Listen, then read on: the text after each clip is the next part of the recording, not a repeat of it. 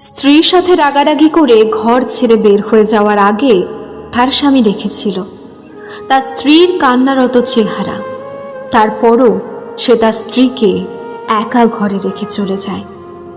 রাত 2টোয় স্বামী বাড়ি ফিরে দেখে স্ত্রী মাটিতে শুয়ে আছে। স্বামী ধরফরিয়ে কাছে গিয়ে স্ত্রীকে ডাকে, কিন্তু স্ত্রীর কোনো সাড়া শব্দ নেই। কিছুটা ভীতি নিয়ে তাকে বারবার ঝাঁকি দিতে থাকে, চোখে মুখে জল ছিটিয়ে দেয়, কিন্তু তাতেও কোনো লাভ হয় না, কারণ ততক্ষণে স্ত্রী পরপারে পাড়ি জমিয়েছে। স্বামী সেই দিন স্ত্রী হারানোর শোকে খুব কেঁদেছিলেন।